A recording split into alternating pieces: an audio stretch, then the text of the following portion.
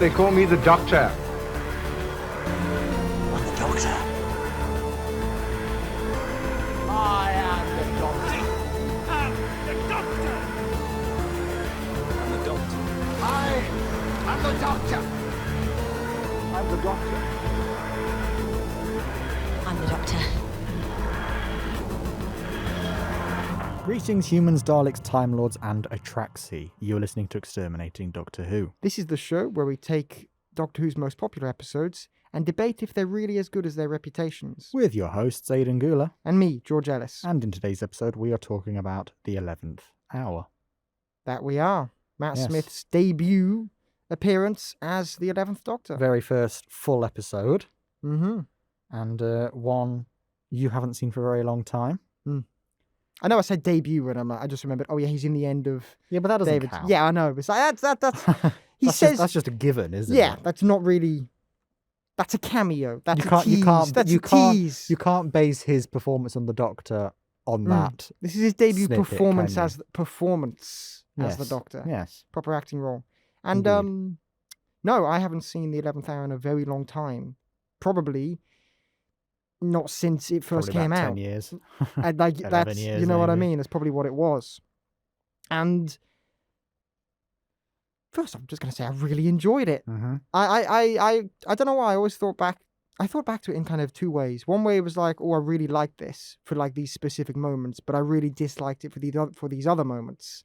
But when I watched it last night, I enjoyed every moment, even the bits I thought I didn't like, apart from one thing, which was like, ugh. Well, we'll come on to that soon. But I think it's probably just another case that we've explored much on the psychoanalysis of you on this podcast. So basically, anybody that isn't David Tennant, you're basically like, no! So you would have seen this man in David Tennant's clothes, using David Tennant's screwdriver, in David Tennant's TARDIS, and you're going, imposter! Whereas now you're like, get over yourself. Yep, that's exactly it. Like, I've been able to justify why I love David Tennant as the Doctor, and he's still my favourite, and I still think he's the best. But I'm able to now appreciate other versions of the Doctor, for God's sake. Instead of when I was younger, it was like, I hate you so much. But George, he's doing quite a good performance here, and it's a different version of the Doctor. Exactly, that's all I was. So we'll do that momentarily. But as always, it's time for Who Knows?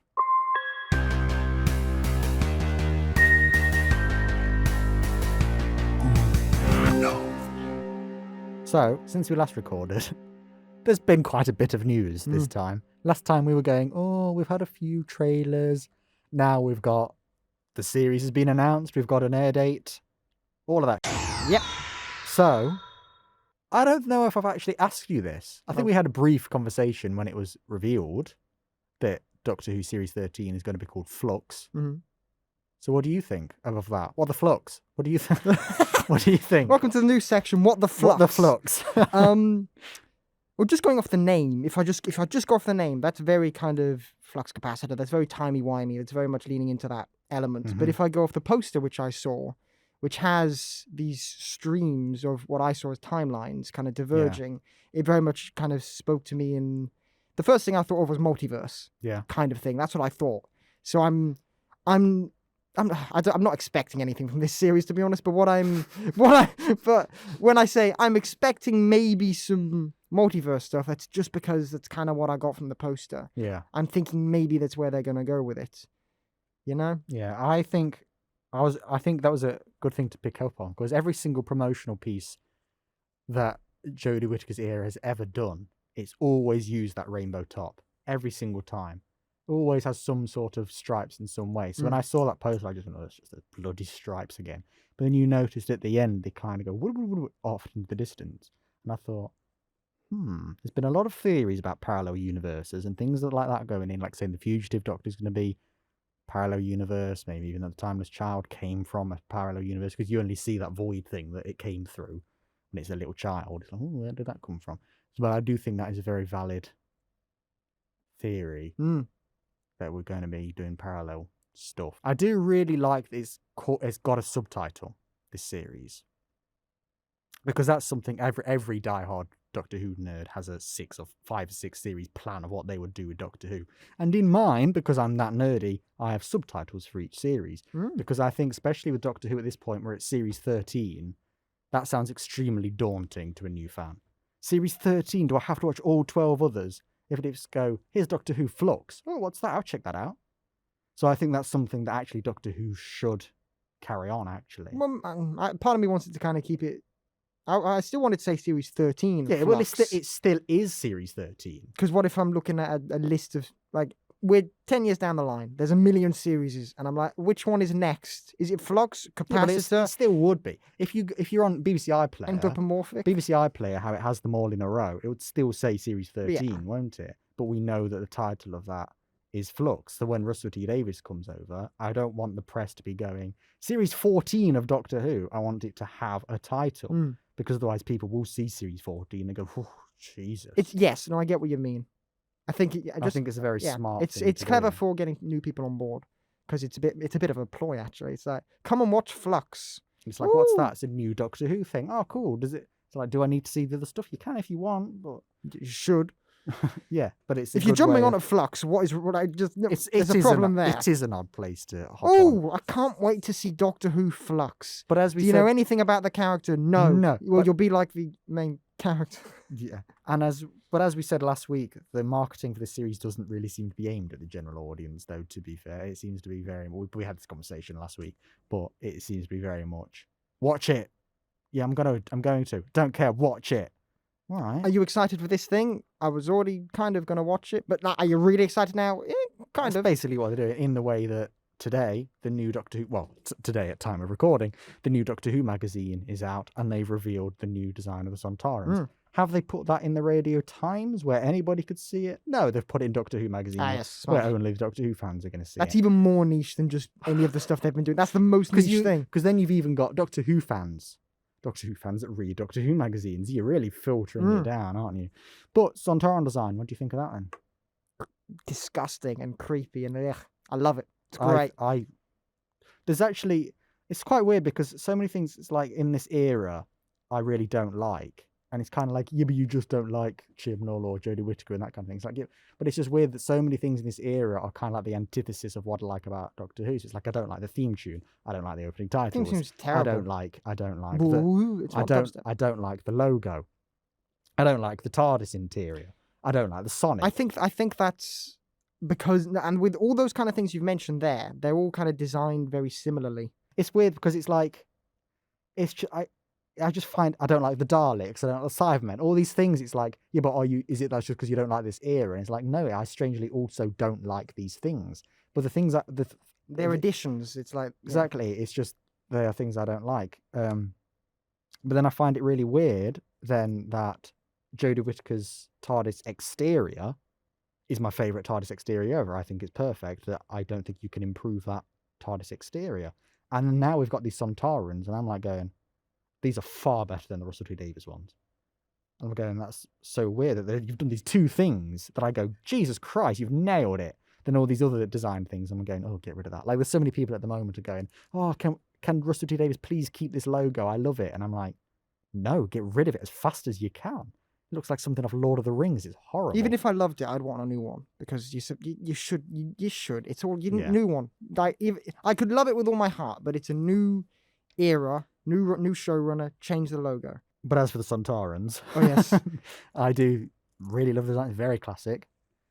They kind of look more alien-y and they look more like clones that are created. They look more like created creatures, because they look like they're created, but they're created to be cannon fodder. You know what I mean? Because they're a bit fucked up, because they're a bit more disgusting. It's kind of like, you're just a thing that goes in this suit and you go out and fight. They don't come across as perfect, which I think is actually better for what I see the Sontarans as. Same. Because it's not like the clones in Star Wars, where they are designed to be the perfect soldiers based off the perfect specimen. These aren't designed off the perfect specimen. They're just like, make another one. Make them. It's just kind of, it's cheaper to just mash together a lot of genetics and just throw it out rather than meticulously design it. Yes. So I like the suit as well. It's more Yeah, detailed than the I Russell really T like Davis it. one. I It's like, got a bit I more like the kind realism. of the panelled. Mm.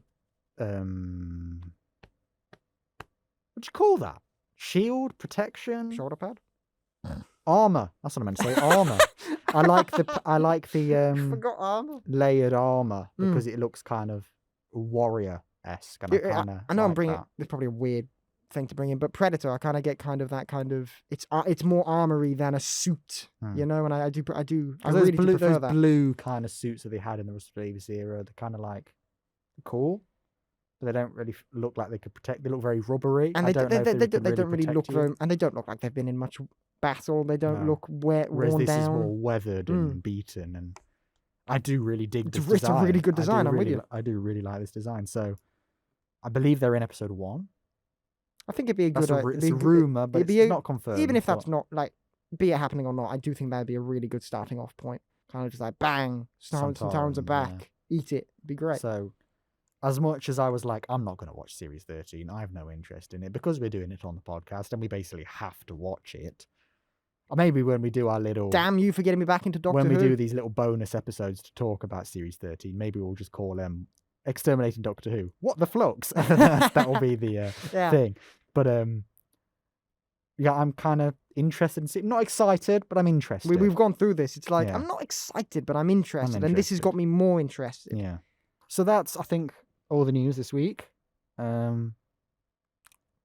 Basically, it's massive news, so there's not much else to come with that. Oh, Jodie's wrapped officially. Oh, yes. That happened yesterday. Yes, yesterday. Well, losing track of all time and space. That's quite interesting. I don't think the regeneration has been filmed. I reckon she's probably, however she's done it, whether it's going to be or she's going to be lying on the floor or whatever, I reckon she's done that bit, and then they're going to film the other Doctor later on, how they did it with Eccleston to David Tennant. They were never on the set at the same time. They did Eccleston's thing, then about 6 months later, David Tennant came in the clothes and went, oh, and then did that. So that's what I reckon. It's got to be tough for the poor continuity artists. Yeah, you're on this very spot here. Yeah. Or is it here? There's a bit of dust there. Like, here? That's stressful. No, I can understand why Billy, they let's do get it. your hair identical. That's got to be stressful.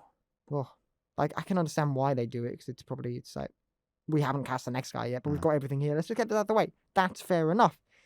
But that's probably not.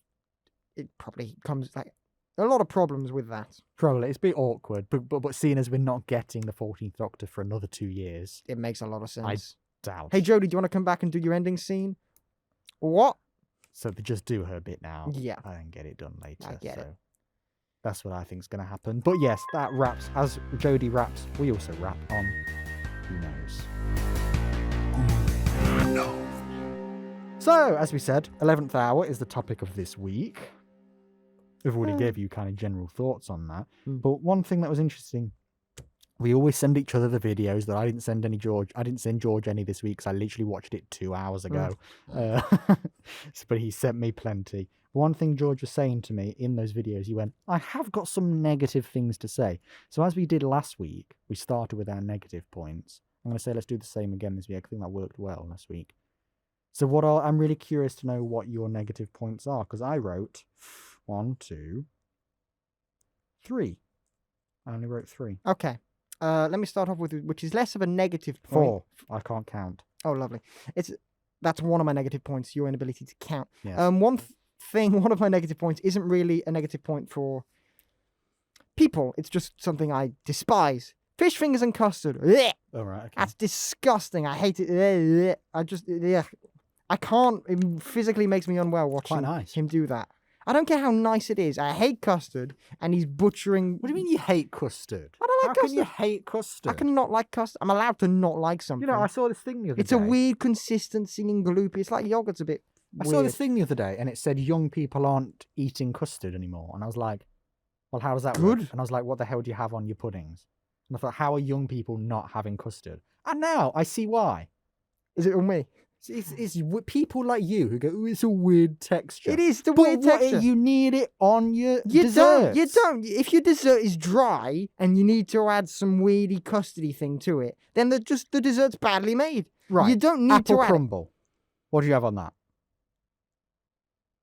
I mean, I'm not partial to apple crumble much. Oh, for God's sake, what is wrong with you? Jam roly-poly. Why do you need to add anything to that? It's got jam. Because it's dry on its own, isn't it? It's not that dry. So then you add custard to it. Oh, pudding. Well, I'm not. Listen, I haven't become accustomed to having to add custard to everything. I'm not reliant on but that, it's so I can have stuff British. without it. It's just, it's a... Custard is British. It's a very Blech. kind of... It's terrible. Let's have a proper pudding. No. You know, I had a craving. Last time we were at uni, you know, I have my weird cravings. Like when I bought that big bag of lollipops in first year. What the hell was that? I remember you just handing them out. Well, it was like a bag of 100. I know. I thought, well, I don't want 100 lollipops. I was just going around uni going, anybody want a lollipop? And it was just like, okay. But I have these weird cravings like 1 a.m. Then go onto Amazon and go, But I had one the other, like, probably a few months ago. And I went, do you know what I really fancy right now? Apple tart. But apple tart and custard. I could really do it. So I'm literally going through Deliveroo going apple tart. And I found somewhere that did it. So I literally ordered apple tart, jam roly-poly, and something else that I can't remember. It was 3 things. And they came in just these little tubs. Amazing. Had custard on it. I was like, this is incredible. Like you just forgot the custard at the end there. See, that's how relevant it is. No, because that was my entire point. That's what I was building up to. It felt Custard. more like the crux of that little story there was the fact No, because you ordered can't food. have... Because apple tart has to come with custard. You can't have anything else. People go, have ice cream on it. No, because then it's cold. And ooh. That's warm and cozy. I like ice cream. Love ice cream. Yeah, But there it's you go. cold. Thanks for that, Aidan. You've now just given me something better than custard. No, but it's cold. Yeah. If you're in winter and you want something nice and a proper pudding. Have yourself a hot chocolate then if you're cold in winter. No, but you want something to eat, something to hold. A nice chocolate brownie, a warm chocolate brownie with a nice warm chalky sauce. Yummy, yummy. No. You can have chocolate any time. Custard Is is wrong. a specialty. It's terrible. What did you have in school dinners then? You had to have custard on them. No, you didn't. You just said no thank you to the custard. Thank you very much. But it was part of the It experience. was extraordinarily dry, I'll admit. And then it's But I didn't need it. And when it's there, it's kept. It's got that film along the top. You have to peel Oh, that it's a bit layer of crusty around the edges. Yeah, you have to peel that layer of custard off. Can you right? How is this meant to sell me custard? It's part custard, of the okay, fun. Custard might British be delicious, traditions. but I'm sorry I wasn't a fan of the really disgusting custard that was made in school dinners.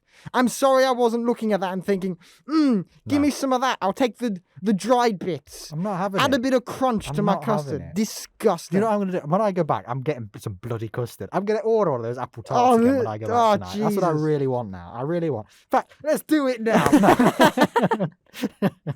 All right, that's enough of custard. That's enough of custard. But I did have it as a kid, because obviously I'm sure there's many kids around the country who went, Mom, can I have fish fingers and custard? No, you bloody can't. Why I'm would you sitting there want to going, do that? what are you doing? You're worse than David Tennant. Look what you're doing. Eating But custard and fish fingers. I said, can I have fish fingers and custard? And my mum went, oh, of course you bloody can't. Why would you want, You why lunatic. would you do that? And then eventually me and my brother pestered her enough that she went, oh, for God's sake, and got fish fingers, got a big bowl of custard. She did it in the proper way. And then we dipped it in and ate it. And then we found out a few years later that he actually ate coconut fingers and instead of fish fingers, because he What? thought that's disgusting. So he ate coconut fingers and dipped them into custard because that makes far more sense. Whereas you've got children around the nation eating fish See, fingers and custard. even Matt Smith knows that.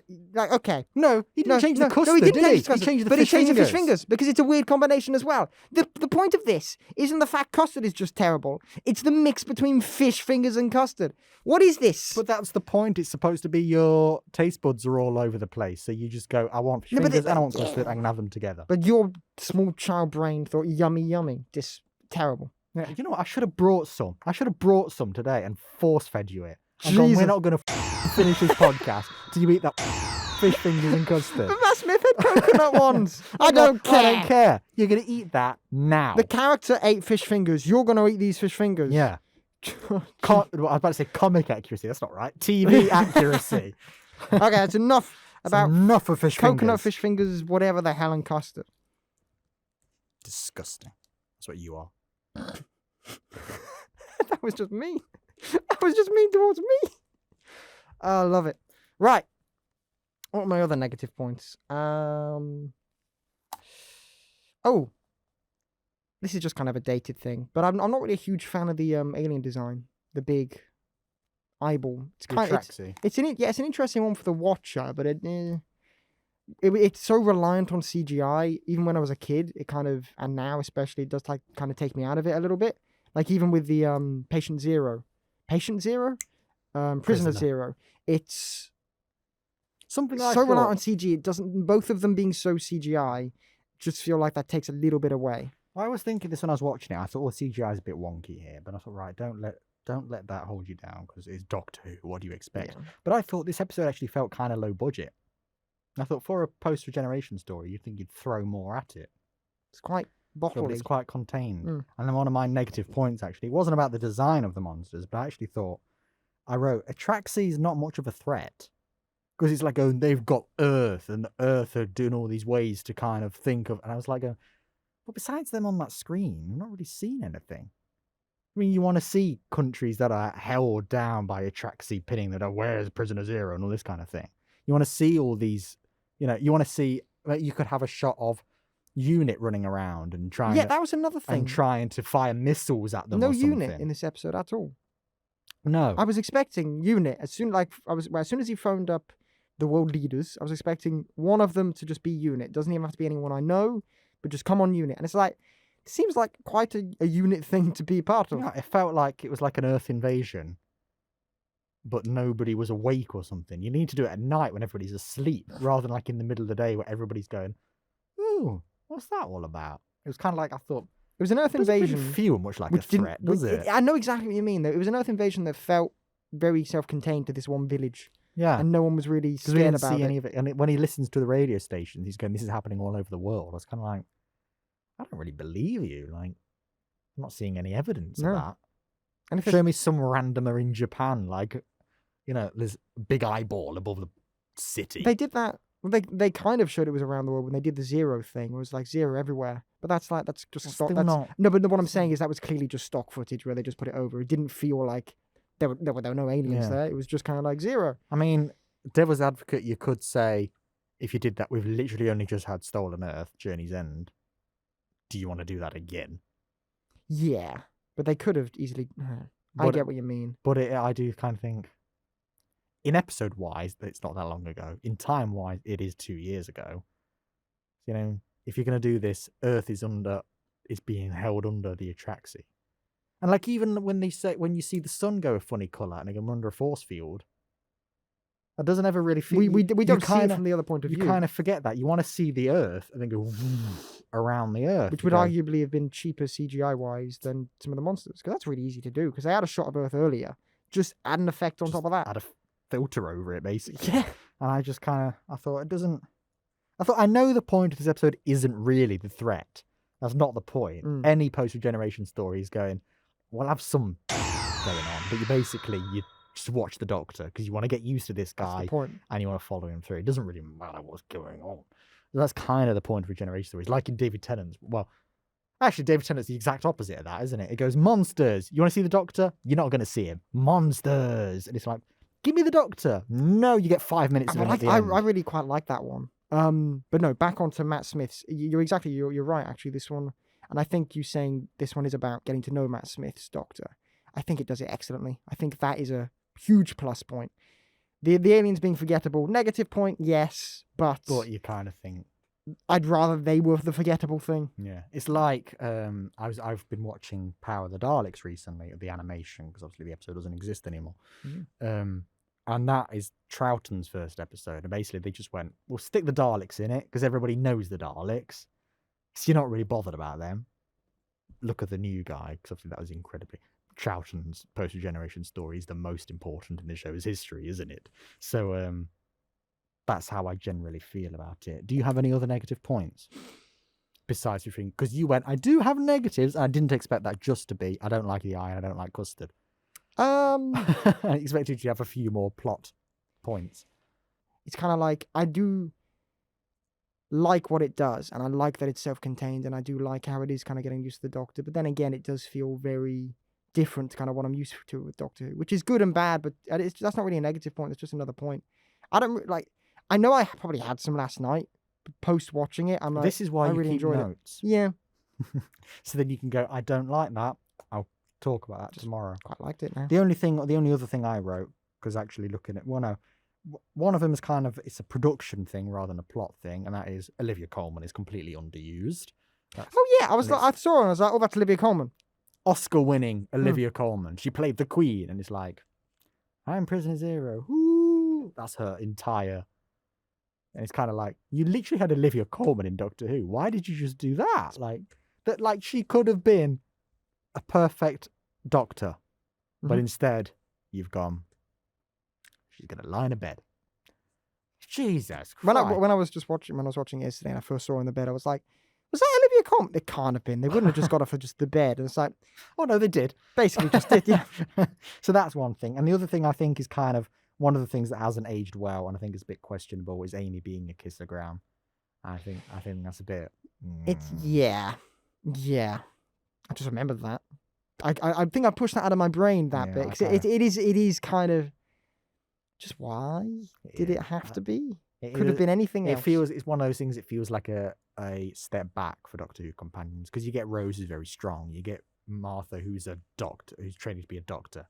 You get Donna, who, yes, she's a temp, but she has all this extra potential. And then you go, Amy, she kisses people, and you kind of go, come on, is that what we want to be doing in a progressive new Doctor Who? Thankfully, they do completely forget about it as Doctor Who goes on, and we never mention it again. But it is kind of like, why? It's one of those things that you go, yeah, I'm not a fan of that. But other than that, I don't know what happened to my voice there. I kind of went brummy, strangely. As we talk, I may think of some other things, but they were my negative points. I have very little. I think it is an excellent episode. I really do. And it's one of those things people go, this is the best New Who post-regeneration story. And when I first saw people say that, I went, well, this one. Then I watched it and I went, oh no, you're absolutely right. And it completely is, because it from the second it starts, it's just energy. And he goes, okay, this is what I'm going to... I love the opening. This is what I can expect from this Doctor. It's just so... Or from this era as well. It's just energy. And it's because Matt Smith was the youngest ever Doctor, 27 years old he was when he was cast. So it's like you want... I always assumed he was a little bit younger. Like maybe... Yes, 27. 27, yeah. Previous youngest was Peter Davison, and then Matt was younger than that. So. No, I agree with you. It's very much... This whole episode is very much... It's a parallel to what Matt's Doctor is. It's energetic. It's out. It's just kind of, let's run around for a bit. It's just like, we're gonna... we're going to introduce you to both Matt Smith and also how his kind of stories are going to be. He's going to run around. You get to know the Doctor. You also know how he acts in bad situations, that kind of thing. And I seriously love the opening. Like how it kind of, Earth, panning shot, lovely. Zoom in through the clouds. Music kicks up. Matt's flying around the TARDIS. Because it's quite a funny cold open, because it doesn't really achieve anything. Because it's basically just an extension of his regeneration. Running around. But I like that. It's straight after. Running around the console. And then this one, a tiny bit after, because he's lost the jacket and his shirt's more ripped. So something happened in that time. There must have been an explosion. Costume department was like, this looks terrible. Yeah. So it's like, that cold open doesn't actually really achieve anything plot-wise, but thematically you go, oh, this is what I can expect now. And it's kind of just like, well, energy. We're really going to be jumping around, kind of new doing music. A lot of stuff. I noticed in this episode the music was very much. It reminded me a lot of Tennant's era at the beginning, but as it kind of progressed, there were like little bits where it's like, this is very much Murray Gold's Tennant's era stuff. But then you kind of get more Matt, and I think I don't know how Murray Gold did it, but it felt like this episode kind of eased me into Matt Smith's era of music. You pointed out that the I Am the Doctor theme, which everybody now hates because they said, I love it. Because they said, Jesus Christ, well, how many times did we hear it through the Matt Smith era? And it is played about 17 different times in this episode. I do really like it. It is by far the best theme like Doctor Who Let's Get Up and Go theme. Ever did. It's just incredible. But you pointed out that it kind of gives you bits of it throughout the episode, and it's not until he goes, right, you back here, and then that theme kicks in, full thing. And then that's when you get the full 5 minutes, however long the theme is itself. I always blab on about how I'm always talking about character themes and all that kind of thing. So I wasn't even aware I was noticing it until the theme kicked up at the end. Because throughout the whole episode, you're getting hints of his theme, little bits. Like you get a little bit of something when he's like really kind of small bits. but you never get the full thing.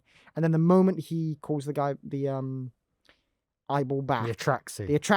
the Atraxi back, and he's going to get changed, and that, like, it literally plays from that moment all the way through that scene, yeah. to basically the through that scene, and it's brilliant. And I think I've heard more of that theme in that moment than I have in probably other moments, because you get, like, it's got like 3 parts to it: the beginning, the middle bit with like drums and stuff, then you get the end, and it's I think it's a great build up. It reminds me a lot of some of Daniel Craig Bonds, actually, kind of like it's some of the earlier ones. So it's like you'll get hints of his theme, and it's like Casino Royale, for example. Like throughout the whole film, you get hints of his theme. Then at the end, it's the da-da-da-da, you get the full thing.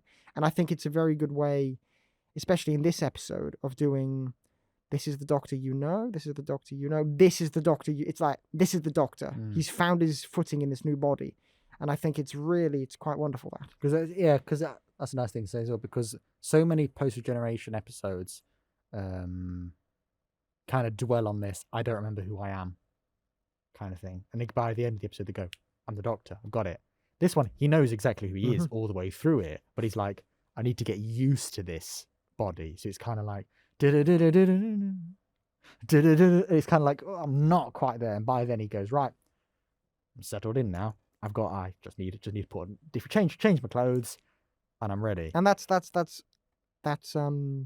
exactly that. He's changed his clothes. Yeah. You've got the sound, and your visual is representing this Doctor knows who he is now. He's got his outfit. I like how it's kind of a slight callback to how McGann finds his clothes, and that he's just going through changing rooms. He goes, that, and that'll do. It's just random stuff he's just putting together. And he's a good way of showing, right, this Doctor knows what's going on now. And then obviously then that scene is then immediately followed by him then going to the TARDIS. They go, right, we've got everything together now. Everybody, we know he's settled in and he knows what he's doing. So that's basically the point of this episode, and I think it does that very well. Something that you said earlier as well, you said about the whole, how it sets you up for the tone of this era as well. I really like the way it does that, because the Russell T Davies era, counting Eccleston and Tennant, is seen as the soap opera era. Yes. The Matt Smith era, though I do think it kind of lost it by series 7, but especially series 5 and 6, is seen as the fairy tale era, because it's very much that kind of, I mean, that's how it's described. That's how Moffat said, we're going to be telling a fairy tale. That's what Moffat said. So it is the fairy tale era. And it's very much that kind of wonder about the Doctor. And by Amy having this, the way, like all that kind of build up, where you get the shot through the garden, all these things kind of building this kind of ominous kind of tone, oh, what's going on kind of thing. And then when she is praying for a hero, and you get the Doctor, and then he disappears, and then it just becomes the stuff of legend. It's like a fairy tale. Is it true? Is it based on anything? It's is playing it off that real? kind of the fantasy side of the Doctor. Yeah, after exactly. playing off the very human and grounded side of the Doctor Yeah. that we saw in the Russell T Davies here. Exactly, yeah. I'm with you. So it's, yeah, because it's very much like, because you even look at, like, I know Matt's costume is very more ordinary anyway, but like David Tennant's costume isn't really wacky, is it? Like, Well, there's nothing wacky about that. Exactly. Like although like Matt is very much like, that's just a normal. I could wear that outfit. It's got a bow tie. It's got quirkiness. It's quirky, yeah. Whereas David Tennant's is literally like, he could just walk past you in the street. It's just a pinstripe suit with you wouldn't question Converse it. on. So that it's very much like that era is like, yeah, the Doctor's real. Here he is. But this one's kind of like, but he's actually the stuff of legend. If you are traveling, It's reminding around, you he's an alien. yeah, and it's, which I appreciate far more. And it's kind of like, if the Doctor is traveling around the universe, there are going to be all these stories. How many other people are going to be? I saw the Doctor once. Sure you did. And that kind of thing. So I like the 12-year and eventual 14-year time jump that it is. I think it's a really interesting character introduction as well, to do it like that, rather than just like, hi, I'm the Doctor. Big on the inside, off we go. It's kind of like, I'm the Doctor. I'll be back. I'm the Doctor. Oh, I got you again. I think that's a kind of a good way to subvert yes. expectations. Way, and actually doing it well.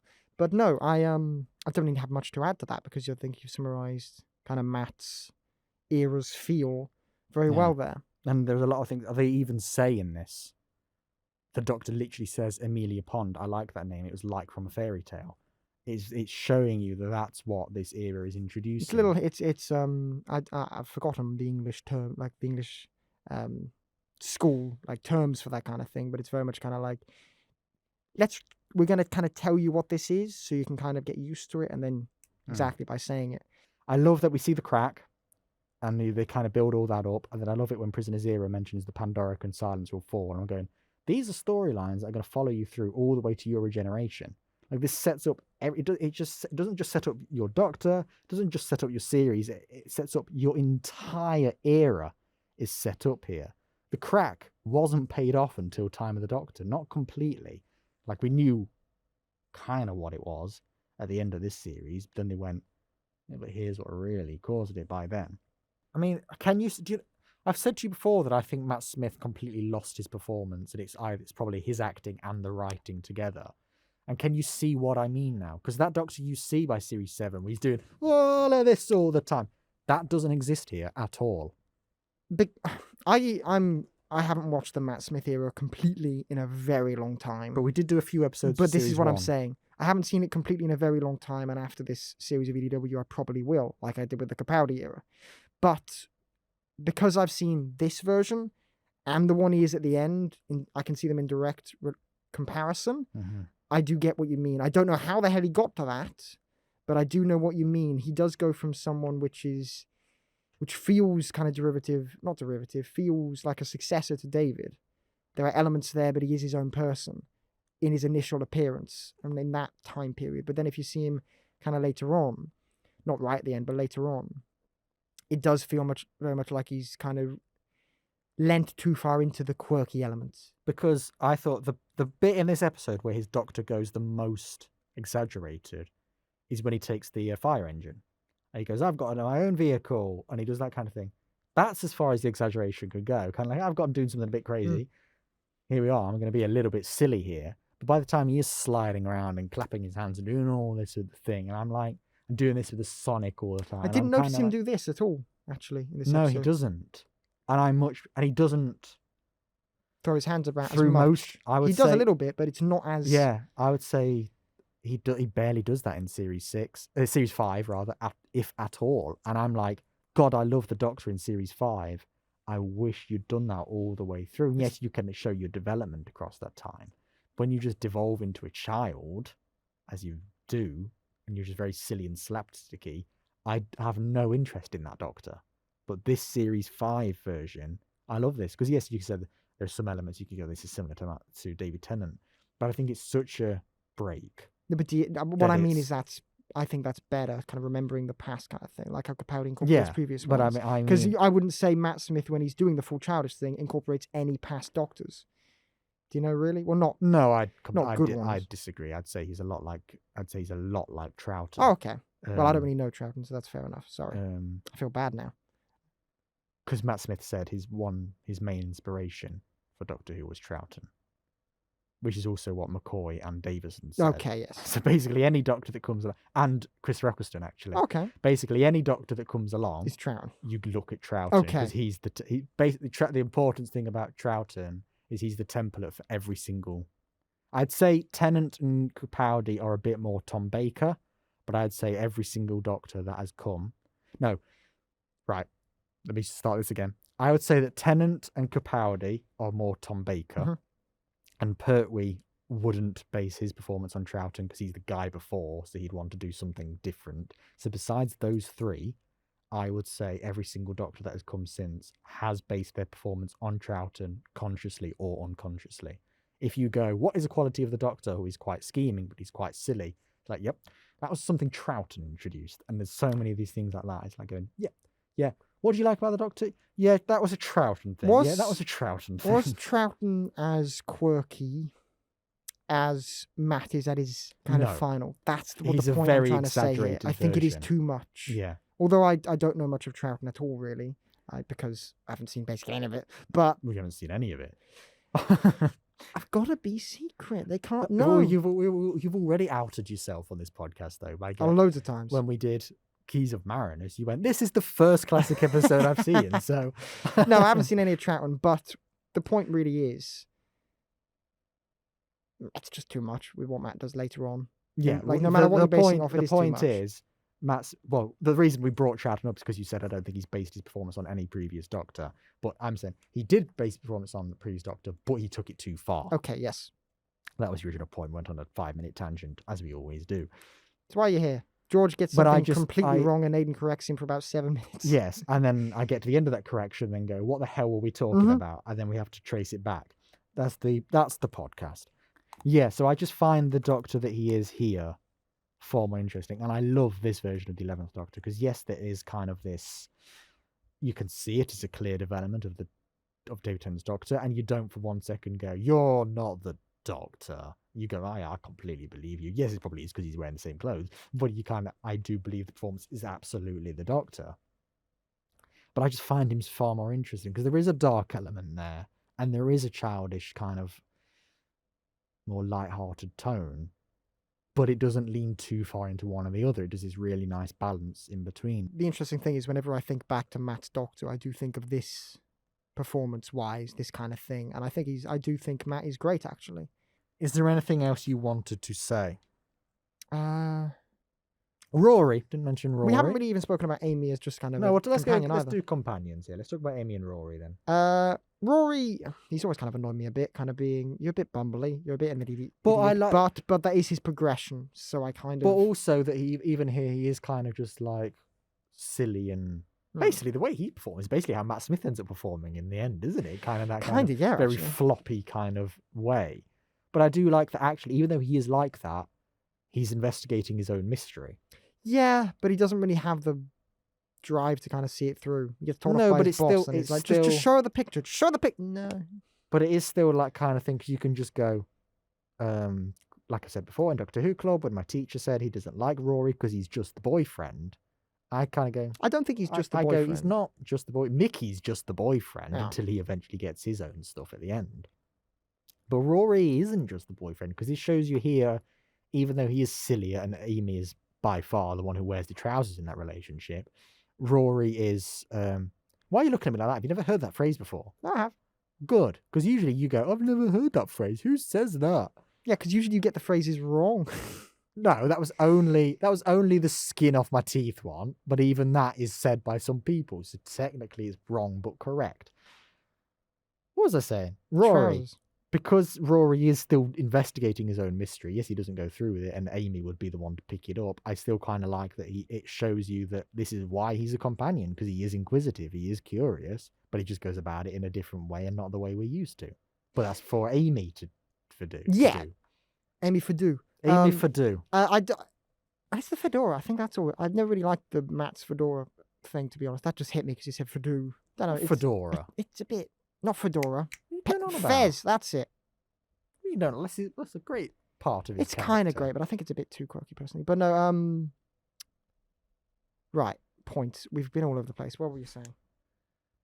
We're talking about Amy and Rory. Amy and then Rory. You start talking about fezzes. Fedoras, for God's sake, right. Yeah, no, what you're saying about Rory. I get what you're saying, and I do think he's definitely his own character. Definitely. Just to me, it's just... the bumbling kind of...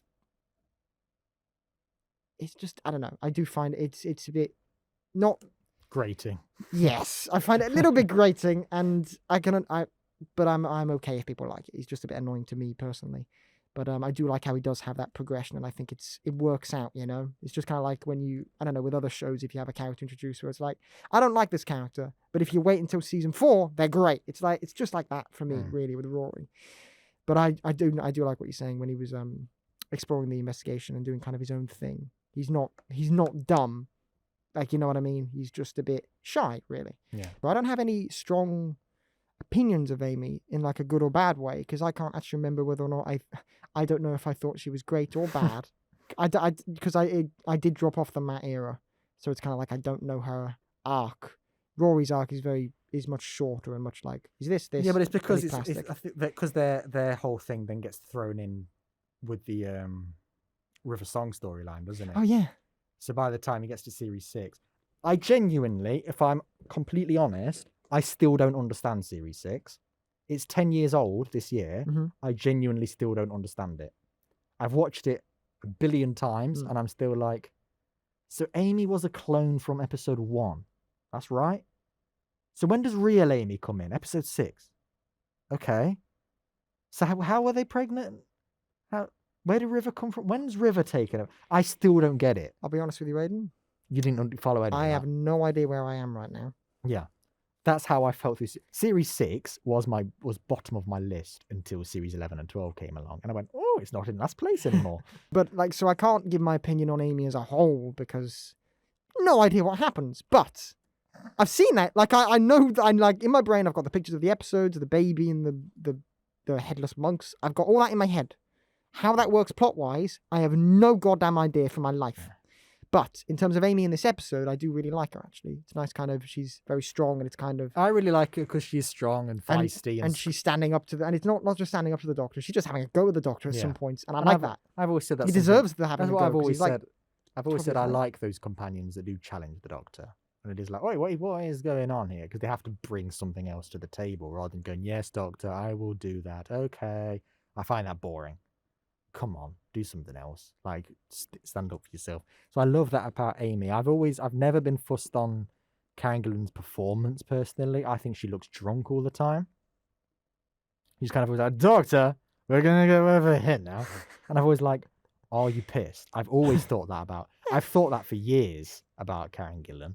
Great that she's doing really well now and is way too famous to ever to return to Doctor Who. But we're never seeing her again. But I'm not fussed on. I really like Amy's character. Again, Series 5. By Series 6, it's too complicated. Series 7, you're boring me now. Go away. So I do like her as a companion, and I prefer her over the ones we've got now, and Clara. You know, Clara and the ones we've got now are below, but every main one is above her. Kind of. I get what you mean. So I do like her. I do like that she's strong and feisty. I like she has good character traits and she is a well-written character. Yeah. But there are just things the ones I prefer maybe. It's like on a performance level I can't fully invest because I'm not sure what you're doing. And on a character level I can't fully invest because I'm not really sure what you're doing. Basically. It's kind of like Amy's there and I'm like, yeah, what happened? I can't. It's not as simple as Donna's progression. It's not as simple as Rose's progression. Simple doesn't equal bad. Simple just means you know what happened. I'm not saying that. But I'm just saying this for people because there are people who do that connotation. Yeah, but I'm just saying, good in this sense. Simple, I mean, I can understand how she gets from point A to point B. It's not simple. What's the point? Basically, it is it's a clear progression. That's what I'm saying. Yeah. I'm saying Rose, Martha, Donna, Bill, all these people kind of they go from point A to point B. I can understand how we get there. Amy goes from point A to point Z, and I'm like, what the hell? What? Whoa. There's too much. That's much how character I development. Feel. It's like when I've watched Series 6, I go, I get it now. A month later, I'm going, I don't remember it's just what too happened. Much. I get it's just too much at me. Yes. I can't. It's not enough for me to. I mean, this isn't obviously a criticism of 11th Hour at all, because I think she's very good in 11th Hour. But as a character as a whole, I'm like, I can't really invest in a character when I don't understand everything that happens. Like, I understand the character, but everything that goes on around the character, all the timelines are out of order and all this kind of thing. I'm like, I can't fully gauge an opinion because I don't have this clear mental picture of your era. And if you went, where was the character at by Series 6, Episode 4? I'm like, I can't tell you. I don't know where we were. I get you. What's your clone? Well, when I watch my run through of Matt Smith's era, I'll get back to you with like an essay on Amy and what the hell happened there. Or you'll get, because Series 6 was done in 2 parts, and then you get to the halfway point of the mid-season finale of Series 6, and I'll expect a video from you just going, I don't get it. What's happening? What's going on? That might happen, yeah. Or you'll be so much smarter than me and go, Aidan, this is so simple. Yes, it's clearly that x minus z equals bw squared. And I'll be like, yes. Monk plus baby clone equals River Song. What? Yes. But yeah, I think... But yes, one final thing I do want to say, though, is Final verdict? No, second to last thing I want to say then. Okay. The fact Amy is the girl who waited, actually. Waited? Yes. Yeah. I said waited there and I thought it didn't sound like a right word. Waited. Don't know why. The girl who Waited. The girl who... Yeah, okay. Amy. The fact she waited for 12, then 14 years.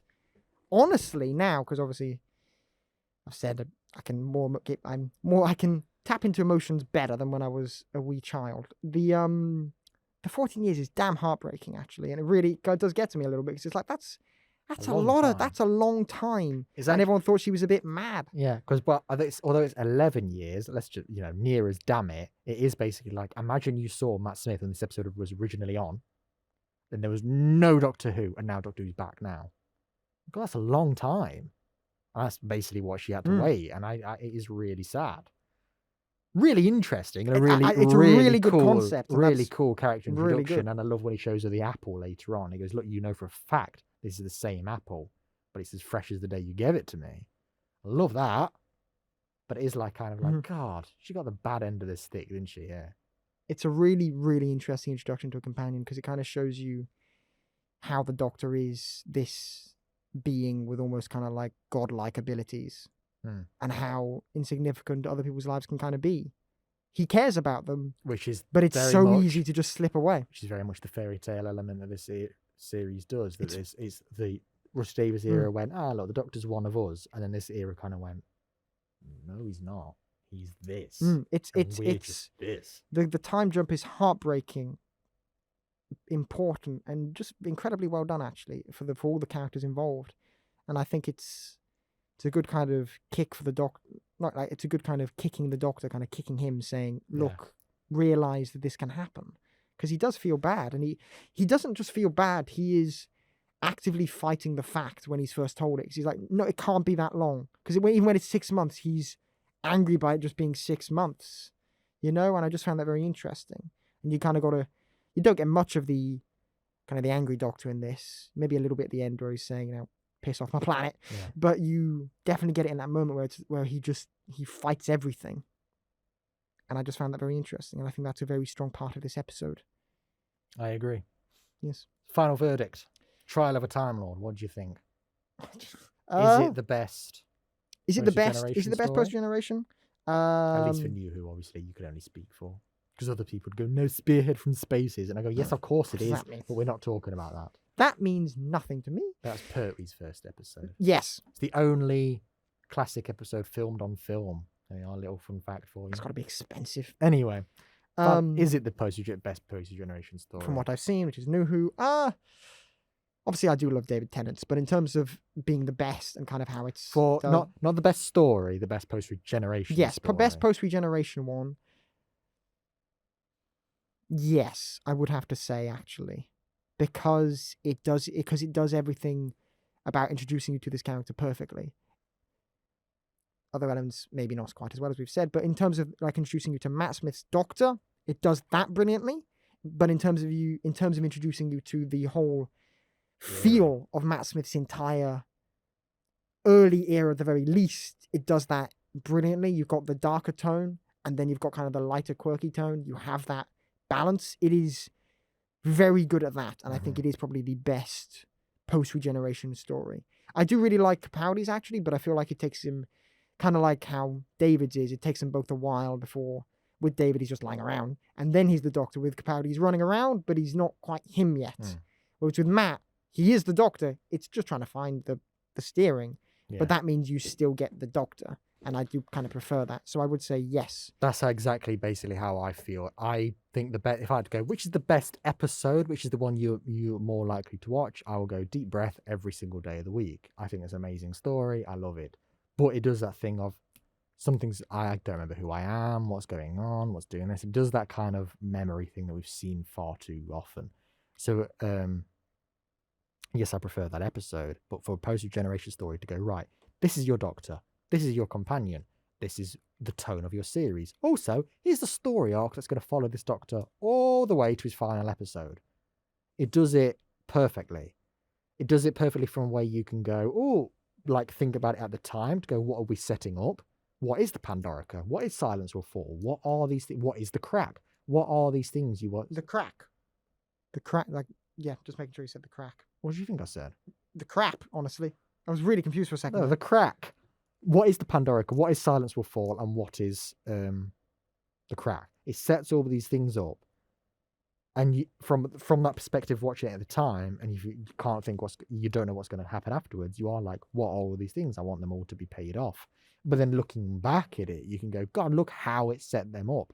And I think it is a real perfect sense in that for a brand new era, brand new team, doctor, companion, showrunner, everything. Tone, everything is different. It's very much like the BBC. It's a well-known fact. The BBC were very, very close to cancelling Doctor Who when David Tennant announced he was leaving, because they were like, how can we ever follow this up? There was no point, is this? The BBC were so close to going, that's it, we're going to pull the plug. But then Davis was basically like, no, the new guy called Moffat, trust him. And they went, okay, we'll put our faith in Moffat. So we carried on. And I think this era is very much showing you, we're back, different, but you're still going to love it. And we did, for a series. Then we were going, just give me a new Doctor, I'm bored of this guy. But yeah, that's how I feel. Yeah.